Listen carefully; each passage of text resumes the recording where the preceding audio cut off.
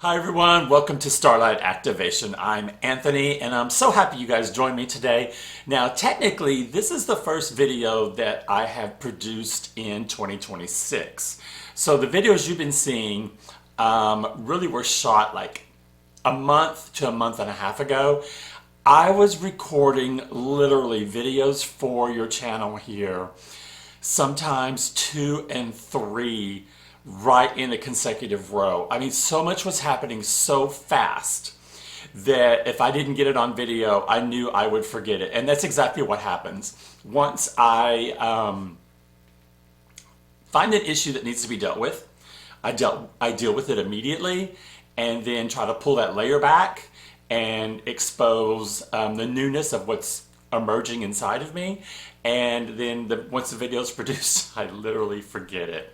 So when I get a comment about something, as long as it's something that like is tied to something that I know I've talked about, I'll probably remember it. But a lot of times, once I do a video, I have to really think hard about when I look at a title. I'm like, what was what was that about?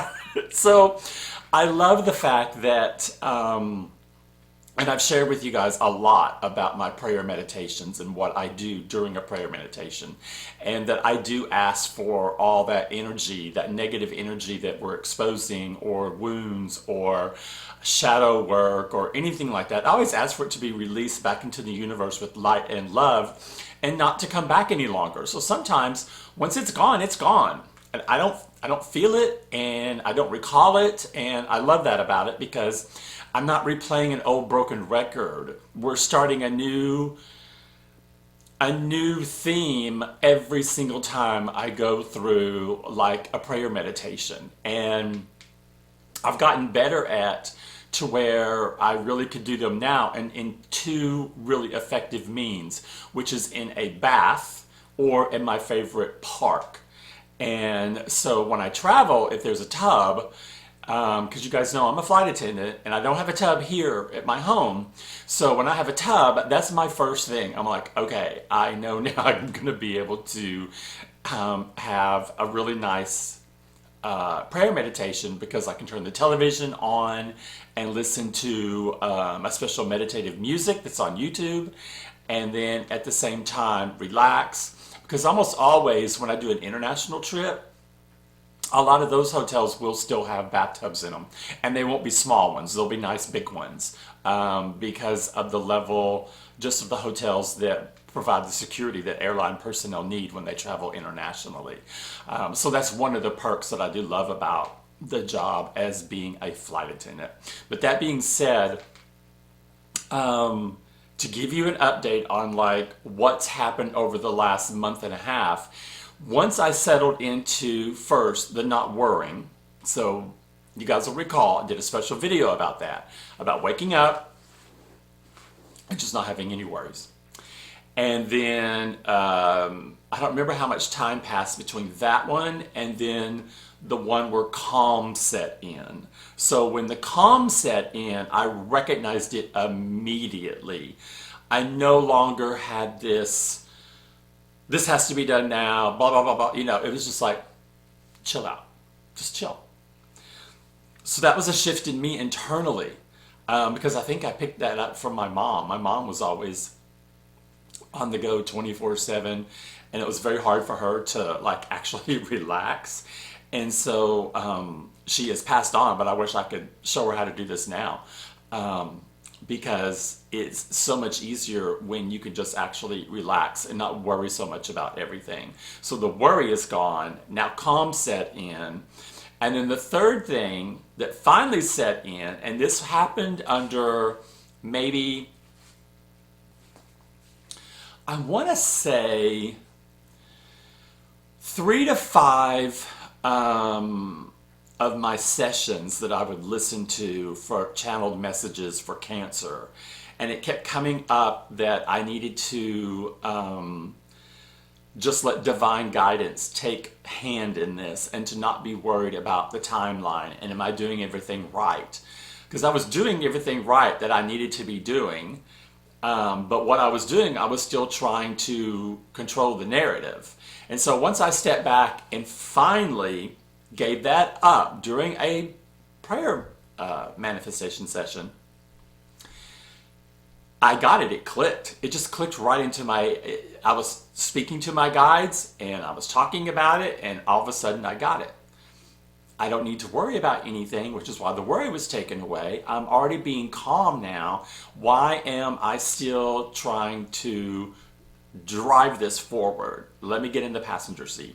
So I just did an analogy that we're in a car together and I'm in the passenger seat. And now I'm fully enjoying the passenger seat because that's when I've been able to really relax. So I haven't changed with pulling out any layer that still pops up. And when I say that, I'm meaning like I might have a thought, a negative thought about how someone did something to me, or the consequences of something that happened in my past.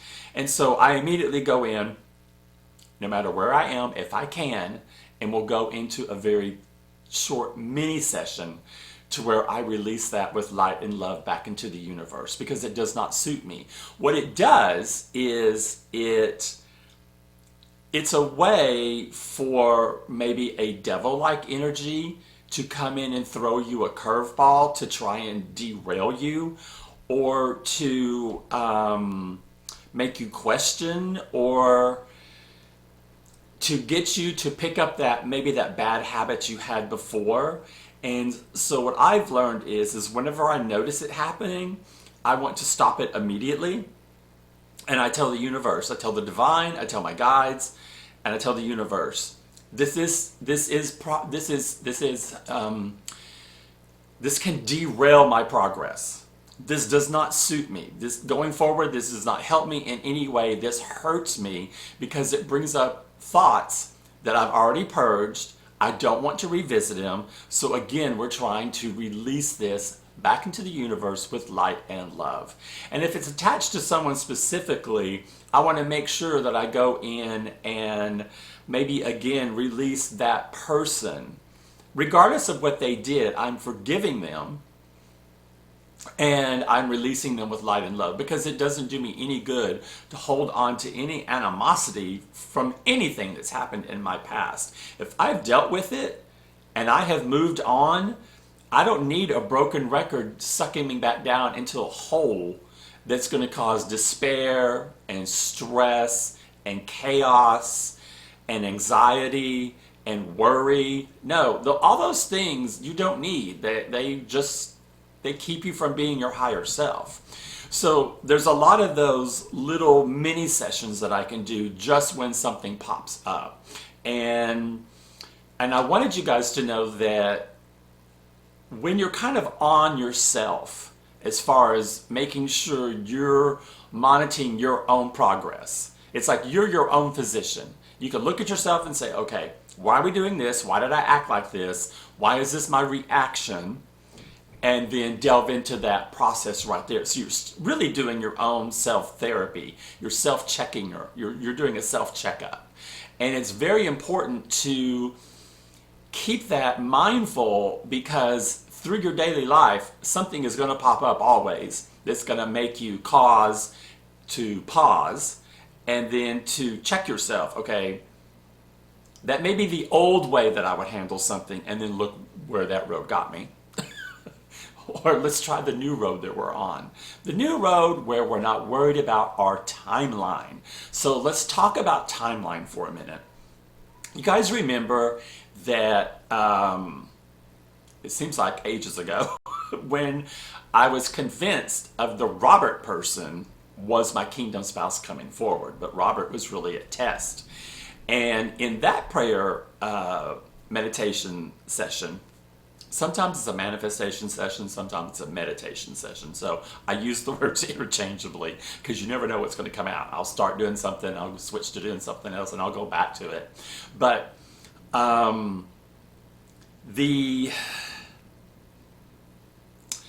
during that session, I answered my own question. I kept asking why? Why was all this happening? Why was I getting all these signals? Why was I getting these visions? Why was I getting what is it called when you travel? when you travel during your dreams. Anyway, you guys will know what that is. And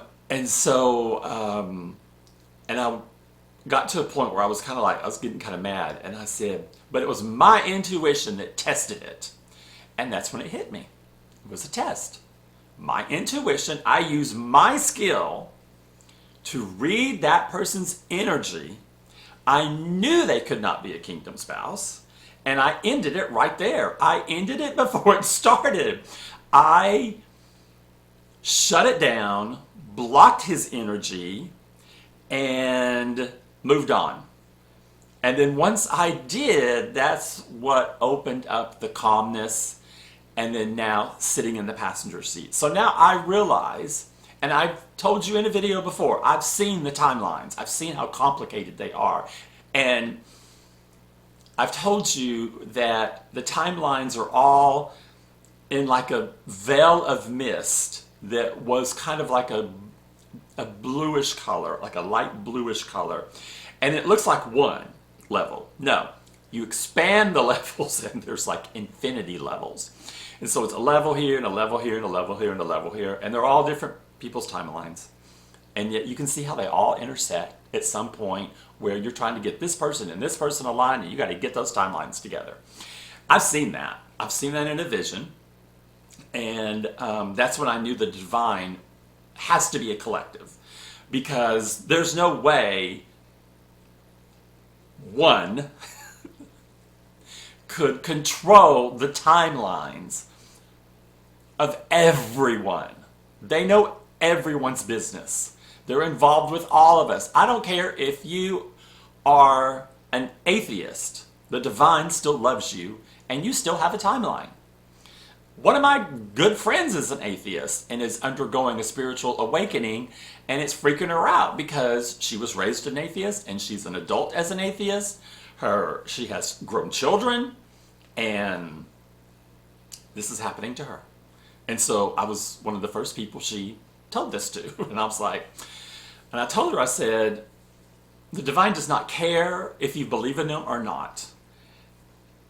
This has a higher meaning than organized religion understands.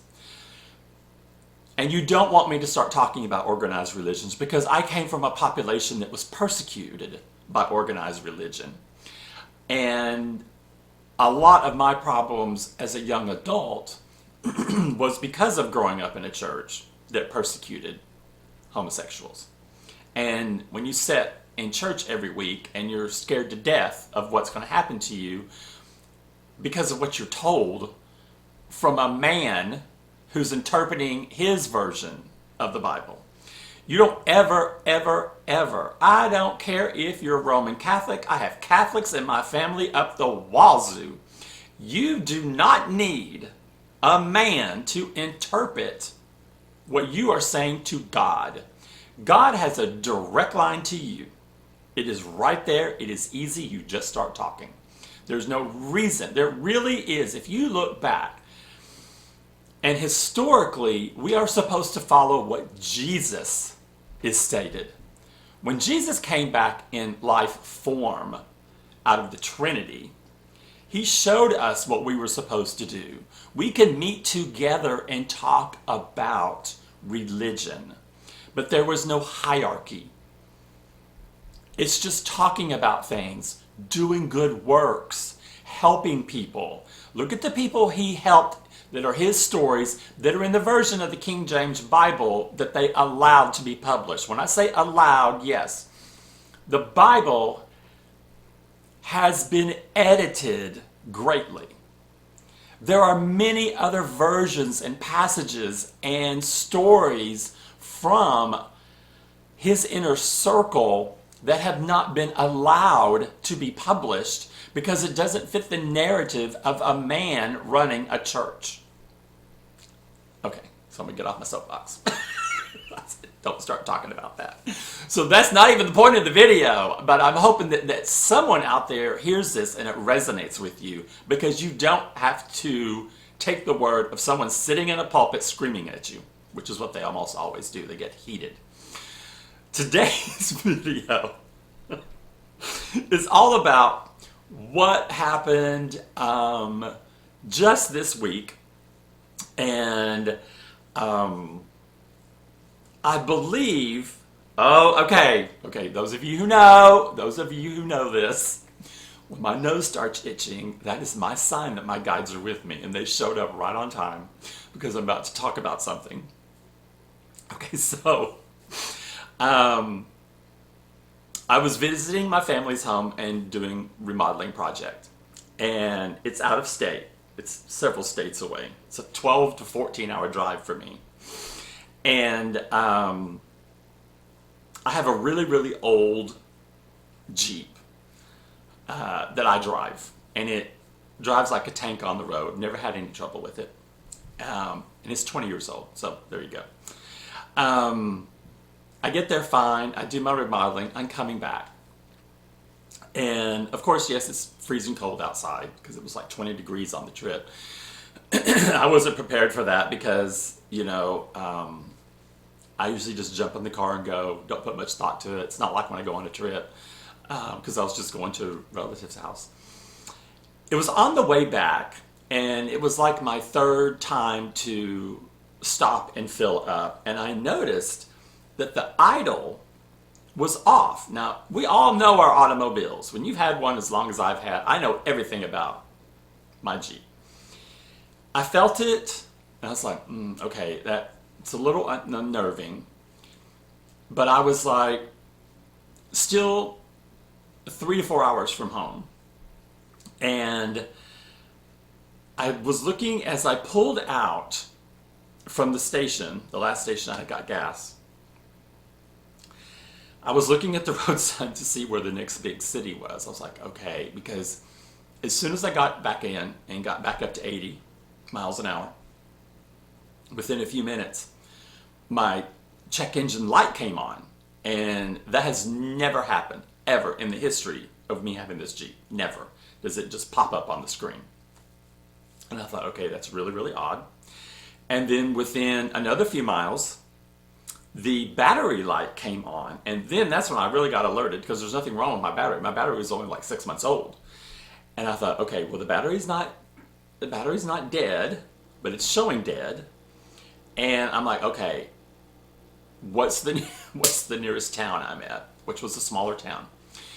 So as soon as I'm getting closer, the road marker is saying the next larger town is like 80 something miles away, and that's when my Jeep started misfiring. The engine started choking, and white misty steam was coming out from under the hood, and it was blocking my vision of my windshield. And I'm like freaking out. I'm like, okay. So I was literally right at an exit, literally. And so I took that exit into this town. While I'm trying to keep the Jeep running, I'm pulling out my phone and I'm typing in auto repair in my location. The first thing that popped up, I just hit it to go into the map. And it was actually a place that was a sponsor. Like when you pull up Google, it was a sponsor. And I was going the wrong direction. So I had to turn around. And the Jeep is still spewing. The engine is still choking. There was a stoplight at a divided highway. I think it was a 4-lane divided highway. And I was on an incline. And across the street was an AutoZone. And as soon as the light changed, and I was supposed to turn right, it died. My Jeep died, and it wouldn't start. Wouldn't start again. It was like dead. I was like, oh, okay. So fortunately, this is at 4 a.m. There's no traffic, so I maneuvered to push the Jeep across the 4 lanes of traffic, and I got it off of the highway. But I was blocking AutoZone's entrance, and I could not get the Jeep to budge. And I was like, oh, come on. So I go outside, and I see there's some pavement that's holding, because my Jeep is very, very heavy. There was some pavement that was keeping me from going forward to past their entrance. And next to me was a gravel road. So it's like there was nothing built next to it. And I saw that, okay, just let me turn the wheels a little bit to avoid this, and I should just be able to, it should just coast. So what I was able to do is when I turned the wheels, it went in the direction of AutoZone, and then I was able to push it back. So it went down the incline of the road to where now the Jeep is facing the highway with the AutoZone on my left, but I'm not in their entrance. I'm on this little gravel road that is a road, and so I was kind of concerned that someone could hit me because there's no stop sign where I'm sitting. And I'm thinking, well, is this really a road? It may not be a road, but it looks like people drive on it. And I was afraid that someone could rear end me while I was going to sleep because I was going to get in the back seat. So I put my flashers on, and for the first time ever that I have driven this drive, and I have been driving this drive for 5 years, I brought 2 of my big pillows and my biggest comforter, and to wash them in the machines at my family's house, because the machines I have here are those little tiny ones for apartments, and you barely could get, you know, like a set one sheet in there because my unit is, the washer and dryer is so tiny. So I brought those with me. So I had my pillows and my blankets, and I just made myself a bed, and I fell asleep. And then I woke up at, I think it was like between 5:30 and 5:40. And I woke up and I was like, oh my God, I can't believe I slept that long. And I realized, yeah, here I am. I'm still on the road. I'm still stuck. So I pulled up the GPS again. I was like, well, where is the auto place that was supposed to be here? But I was going to the other one, the one that was sponsored. Well, so I did it again. I reached an auto dealership near me. Oh, like feet away. I'm like, where? And so next to the AutoZone, there's one long building, and it didn't look like a shop. There was a juice bar, but the juice bar shares the same sign as an auto shop. And I was like, oh, okay, that's how I missed it. So it's literally a block away. So I thought, let me get in the front seat and see if the Jeep will start. Started right up. Not purring like a kitten like it normally does. It was still choking. I took that opportunity. I put that sucker in drive. I zipped it as fast as I could, that block. It literally died as I was pulling into the first available space in front of the auto repair shop. The first space. It died. It coasted right in. I was like, oh, thank goodness. So I got in the back seat again. And it's almost 6 a.m. And I was closing my eyes. I was in the back seat, and all of a sudden I saw lights. And I thought, okay, what's going on? I look over, the juice bar is opening. I was like, oh my God, who comes and gets juice at 6 a.m.? But it doesn't have a drive-through. But literally the juice place opened up. And so the guy that was in the juice bar is with, I believe, a relative that was at the auto place, but he wasn't open. He just went in to do something for a minute, and then he left. And they were kind of concerned because I'm parked in front, but my key is not in the drop box. So the auto guy leaves, but the juice guy comes back outside, and he actually checks on me, which I was blown away with, that he checked on me. He came over, and he says, I just want to make sure you're okay. And I said, oh yeah, I'm fine. I said, I'm just going to wait here until they open up. And I forgot, I said something, because I was half asleep. And he walks further across in front of me, and he's looking at the Jeep, and he's pointing, he goes, oh my God, that's what I do in my truck. Because he sees how I've had the bed set up, where I've got the pillows stacked up, and then I've got my blanket there, and I'm just kind of like laying in the back. And that's where I was sitting up from. And he smiled, and then walked back into the juice bar. Well, guess what happened? When he smiled, I read his energy. And I can tell you that his heart is pure. His intentions are above board honorable, and he's a really good person. And I'm not gonna even lie and not say his smile melted me. I thought he was a striking man, and his energy came across so strong to me. And so then I'm sitting here and I'm thinking about this, and I'm talking to my angels out loud, and I'm like, wow, you really saved me on this. You got me right here where I needed to be. I was not in an accident. Hopefully the Jeep will not be. I was just praying that I didn't want the Jeep to be ruined. I didn't want to, because I had driven it, ruin it. And because I love my Jeep. And this thought came into my head, and I said, oh my God, this is divine providence. And I got a little uppity, and I said, so angels, how many times have I done this drive? And I have never once had any issues with my Jeep. Not once. And I maintain my Jeep. And I said, on this particular drive, I happened to go into a town where I'm having car trouble. I coast twice to the locate. Basically, my Jeep stops me from turning around. I coast across the street.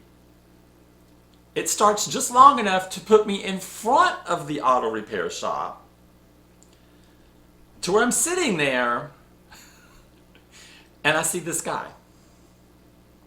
And I read his energy. I just don't read people's energy by accident. It's usually for a reason. Now, at work, I use it all the time, but I don't use it in public. And I thought, I get it. I had been coaxed many times. I have to get out more. I have to get out more and meet other people, because that's how I'm going to be able to find my tribe. And I believe that it was destiny that put me where I needed to be. So this is running through my mind, and I'm laughing about it because I know the Jeep is going to be fine. I'm not worried about that. I'm worried about how I can get his attention. Now, I'm not going to go over into the juice place because, number one, I look like a mess. I hadn't showered in days. I had been working on a remodel project, and I just threw my stuff in my Jeep and was coming home. So there ain't no way I'm going anywhere looking as whacked out as I was looking. So the auto dealer, the repair shop opens up. And so I go in, and they're super nice. Oh my God, they're super nice. This is not one of those places where people come in and they're smoking and cussing and blah, blah, blah, and you can smell alcohol on them. No, this is a really respectable place with family members. And I thought, oh my gosh, this is amazing. So the course of me being there for 6 hours while they were open, because they found out actually what was happening is my water pump had started chewing itself up, because I was hearing a couple of knocking noises, and that's why there was water everywhere. But also I needed brakes on the front, which I knew I was going to need brakes on the front, but I was going to wait until I got home for that. No, so I just did it while I was there, and I got my oil changed while I was there. So I took care of all my issues for the Jeep while I was there.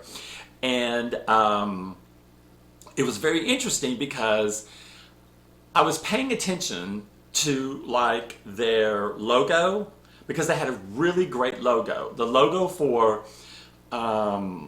the logo looked amazing. I thought, okay, that's definitely someone in their family has done this.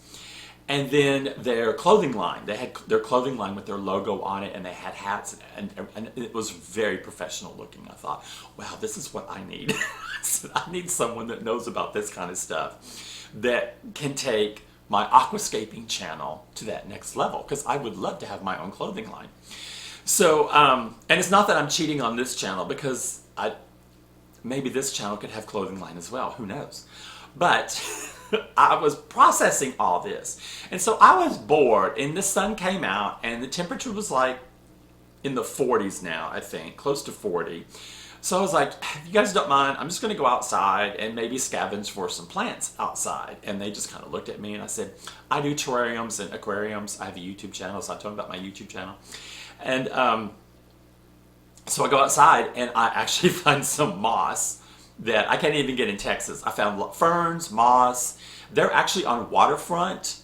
And I was able to go down to where the stream was. So it was beautiful outside and I enjoyed myself out there. And so when I got back in, after a couple of customers were gone, the main guy that was there was asking me about my channel, and come to find out, he's had a lifelong love of terrariums. And I'm like, oh wow, you should go check out my channel then. He was.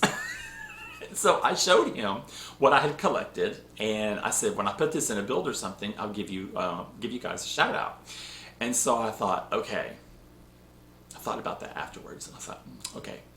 So I think this is relatives, because the signage was the same for both businesses, just the colors were reversed. Like one side was one and one side was the other, and it's one building and broken into two businesses. And another person walked in that was going to spend the day in the other business. So I'm like, okay. And it was kind of interesting. I really had a thought that the juice bar needs to have like a drive-up service of some type. So if they had a mobile app or something to where, because there's a lot of people that were having to stop and get out of their cars and go in because they don't have a drive-through. And I thought, oh, they need to do what Chick-fil-A does. You know, like where Chick-fil-A always has somebody sitting outside. But if you went ahead and prepaid, and you just drove up and they know what car you were in. Of course, it's not that big of a town. They're probably going to know everybody. They would just bring it to your door, your car. I thought that would be amazing, but I'm going to propose that information whenever I hear from this dude, because in a lot of my messages, it's been popping up that this person is going to be checking you out online. And I thought, perfect. That's how my connection to the auto place, the guy at the auto place loving terrariums, will probably talk about it. And because we spent 6 hours talking. I mean, I was the only customer in there for the longest time because almost all their other cars had already been dropped off, but nobody was waiting. I was the only one waiting. So they had other customers. It's just that everybody else had stuff booked, and I was like an emergency that they were working on so they could get me out of there. So I spent 6 hours there just having a conversation back and forth just about different things. And I was posting a couple of things on my channel about my scavenger hunt and updates. And I was just like chilled out, listening, thinking about what had happened, thinking about divine providence. And it's really interesting that was just 2 days ago, and I just have this kind of like this feeling of, I know it's going to happen. I don't know when it's going to happen, but I know I'm going to get contacted at some point. That that there's going to be some type of communication that's going to pop out of this. Now, whether this turns into a relationship, I do not know. I just know from my perspective on reading the energy that I got the essence of a good, pure heart and good intentions. And whether it be a collaborator, because I've been told about a collaborator would want to come forward that would be able to help me, because I've prayed for assistance and be able to take my other channel into more of the mainstream. And so when I was sitting around doing my mental checkbox of all the stuff I thought was really cool about their business, I thought, wow, I could use this. I could use this as a way to see how they're doing it, to see how I could do it. So it was very interesting. It was spot on for how my channeled messages have been going. And for those of you who, I've talked before about your when you're listening to if you're listening to YouTube channeled messages, that I have been noticing, like with some, I have a couple that are channeled messages for a zodiac sign. One's a general collective where it's everything. Another is just a tarot reader that's based on your sign as well. So there's about 5 that are my go-to. And what I've noticed is I see the same cards. If the readings are done in the same week, I'm seeing the same cards picked up in all the readings. So when I have it in one, and I've been watching long enough now to where I recognize the cards when they're popping up. And then I remember, oh yeah, that popped up in this reading as well. That was the day before or the same day. So there's multiple ways for you to get confirmation. If you're right about what you're feeling, or if you're looking for clarification, you just need to go in and ask for it. Just ask your team about that. And so I wanted to also say, tying into this, I was able to bring on another spirit animal, which is a roe deer. I recently have found out where my ancestral heritage is from, where it originated. And there is a roe deer that's local to that area. And a roe deer has popped up in readings before, and I never got the significance of it, and so has dolphins. And dolphins are in the water around this island where my ancestors are from, where they originated. And this goes back to the 1500s when my lineage was started. And so there's dolphins that are there, and the island has a roe deer. And so I was really excited that I could tie in something I have been hearing for more than 6 months about spirit animals, and I had no resonance to them whatsoever. And then a third component of that is, I believe the ancestors that are working on my behalf are my direct ancestors from my lineage, from maybe the origin of the lineage. So that is also something that's came forward, because I have gone into, I was thinking too literal when channelers were talking about my ancestors. I was thinking about my intimate family that have passed on, but they've all passed on years ago. There's no one that has died less than, I think 7 years. I think my mom died 7 years ago. And I was like, no, I don't feel them as a guide. I think I would feel it. I don't feel anyone that I know that I was born around as one of my guides right now. I just don't feel them coming forward. I feel like they've all gone on to live another existence. I don't think they would have stayed in the astral plane. So I was really confused on, and I've said this many times, I don't know who of my ancestors are coming forward.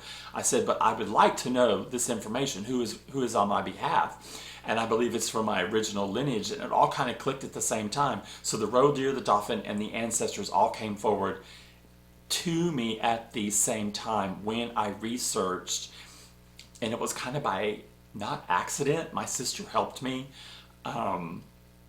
She had done research before that I never really paid attention to, and when we were discussing something in our family line, she recalled where our lineage started and started talking about things, and I did a little, just 5 minutes of research, and popped up all this stuff that I found out about, and I'm like, oh my gosh, that is it. That resonates with me. That's what's been going on.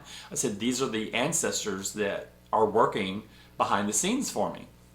So a lot of things have allowed for so much more clarity than I thought possible at this early stage. Remember, I only started this journey in May, and it was May 22nd was my very first video I saw. So May 22nd, May 23rd is where I woke up. And having gone through already, in a short period of time, a dark night of the soul, a crisis of faith, these things that have happened that have rocked my world to understanding how to deal effectively with the negativity and the past hurts and the injustice, and peeling those layers away has left me with such a calm space. So I hope, if nothing else, you guys will take this as a sign that if you do the work, if you really put in the work, and if you're dedicated at it, you can see a much brighter outlook. I can tell you from personal experience that the day I woke up and I had no worries, that was amazing. Amazing. I cannot tell you what that's like. I cannot tell you what that's like. The peace of mind. The no worrying, the calmness, and being in the passenger seat. I am loving being in the passenger seat. Loving it. Because I don't have to be in charge. I have a higher power, the divine, and everyone attached to the divine are powering this lineage forward, are powering my line forward. And I'm not worried about that. And I know I am protected. And so with that, I'll see you either in the sky as your flight attendant. It could happen. You never know. Or on our next video update. And I'm wishing you guys nothing but light and love and happiness. Have a great day. Bye-bye.